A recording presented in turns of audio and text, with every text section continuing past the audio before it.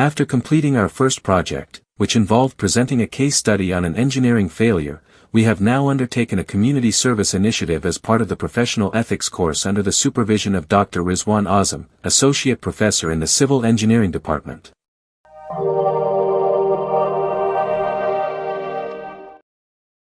We collaborated as two groups, and we carried out 2 to 3 initiatives aimed at improving our university environment. Firstly, we observed that several hostel mosques in UET lacked sufficient prayer caps.